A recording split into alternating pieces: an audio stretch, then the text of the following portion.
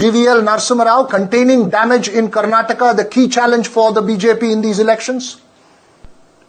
No, certainly we don't see any damage happening in Karnataka because the way people vote in parliament elections and assembly elections, I think is very different. And even if you had traveled to Karnataka during assembly polls, which I did, people talked about voting for the BJP when Modi ji would come for seeking votes in Lok Sabha polls. So like Rajasthan, Madhya Pradesh voted overwhelmingly for the BJP in 2019 after a loss in assembly polls, you will see a repeat of that in Karnataka. Certainly the BJP will sweep polls in Karnataka. And if anything, we could even better our tally. 25 plus 1, Sumalata had 1 on our support. So we could be even doing better than last time. And we look forward. We are certainly confident of doubling our tally in the southern region, which contributes to about 131 seats, as you mentioned. We certainly look forward to winning anything close to 60 seats from 29 or 30 in the last election. So this is one region which will give a big leap in terms of our support for the NDA. When I talk about 60, I'm talking for the NDA. Karnataka, I think will surprise pollsters and many other people again. Karnataka, BJP will retain its strength and it may even better because we have JDS as a new partner in the coalition, which certainly adds to our strength. Even in the earlier election, a lot of JDS vote went with the BJP, but there will still be an addition. GVL Narasimha Rao, if those numbers were to hold for the BJP and there is a reversal in Karnataka, it could really change the southern picture even if you make some gains in Andhra Pradesh and Telangana. No, I don't think that picture should change because I'm a numbers man and I won't go by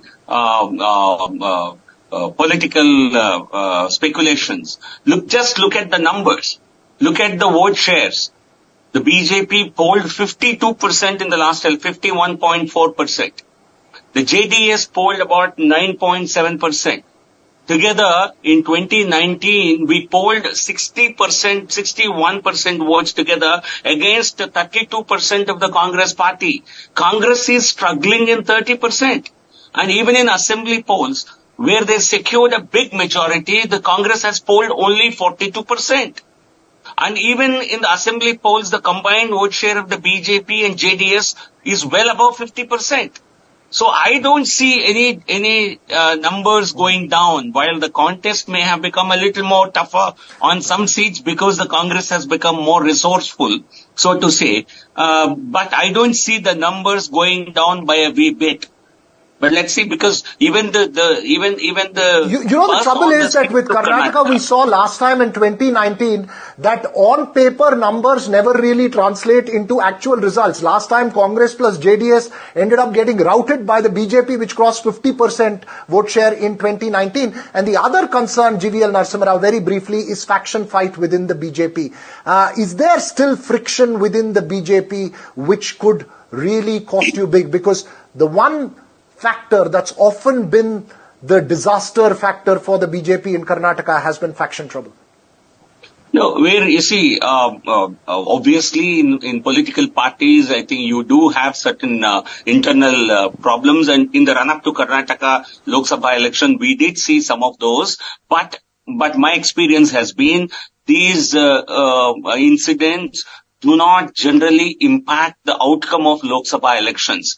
Very rarely, very exceptional cases where they will impact the outcome of Lok Sabha polls, because where some individual candidates who are aspirants to tickets, who out of disaffection leave the party and go, that doesn't affect Lok Sabha outcome much. In assembly elections, they tend to have a very much graver impact, not so much in Lok Sabha polls, where the voting happens more on the national issues and on macro factors, not on local candidate specific factors. Okay.